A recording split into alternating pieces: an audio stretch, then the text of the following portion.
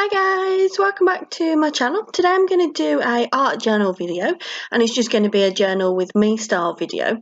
So I have sped up the video, so do bear that in mind.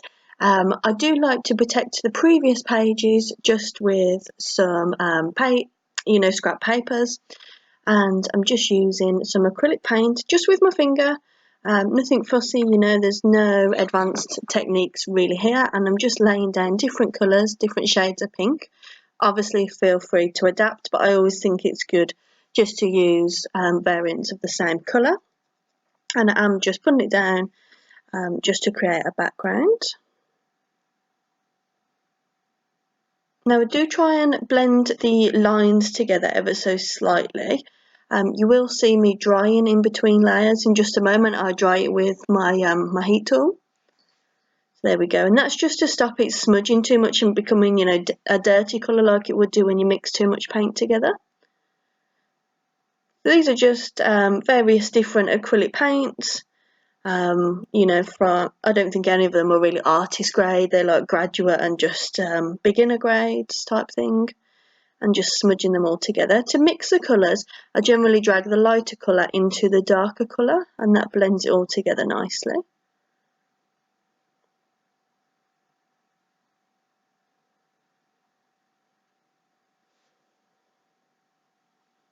Again, just drying off in between the layers as well, and then just bringing it all together with white. If you're unsure about your background, you'll find that the white really makes everything pop and brings it all together. So I definitely recommend using white in your journal layouts, your art journal layouts. Now I'm just going to use a acrylic paint pen. And I'm just going to do some detailing around the background with a pink one, and I use a white, and I think I use a black Sharpie as well. I find that these paint pens work really well. I only bought 3, and they are one of the better things that I've bought so far. Everything else that I had, you can probably do this with things that you've got in your stash if you've already got some paints and some nice colours. And that's the finer pen as well. And you can just do any type of accent details that you want to, but using a variety of colours, white, black, any other little colour as well, just to make things pop. If you think that the black is too dark, you can always add a white accent over the black, like a little dot inside of a circle, that type of thing. And just bring it all together by adding some little doodles, dots, whatever you choose to do.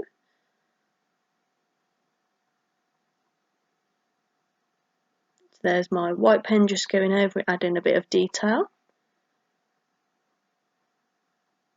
And now I'm just going to do a little bit of stamping in the background. Now these are, I think they're a copy of like a Tim Holtz ticket stamp. And all I do is I just use the top portion of the stamp, because they've got some lovely numbers just along the top. But any number stamps or word stamps that you've got will work the same. So I'm using black ink at this point.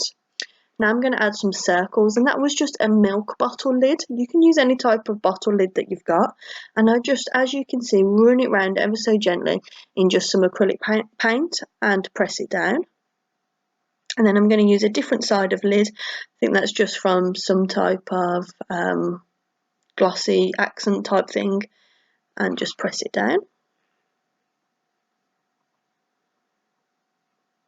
A little bit of bubble wrap again, just to add a little bit of texture.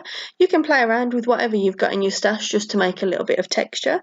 And these are just some circle stamps that I have, and I thought that would be cool to add those in black as well, just to bring the black accent from these black circles that I did. A little bit of distressing using the exact same thing, same stamps.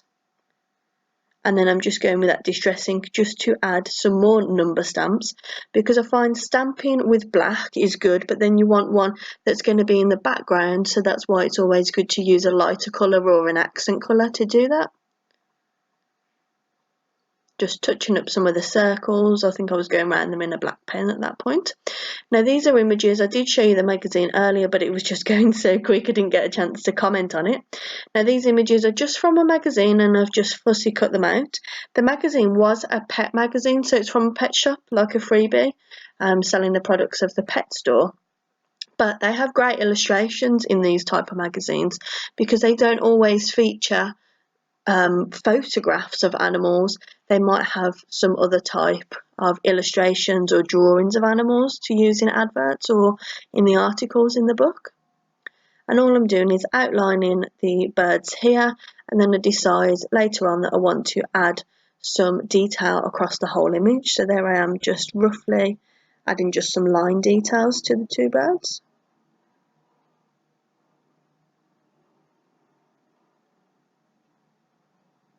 So now I'm just going to do a stamp because this is just going to be a quote which I use in the journal.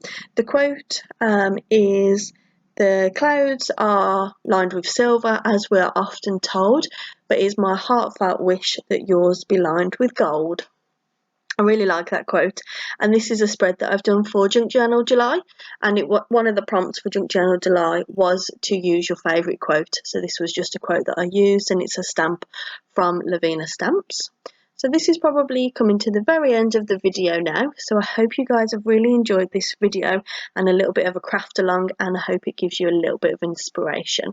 If you did like this video, just leave a comment and subscribe to my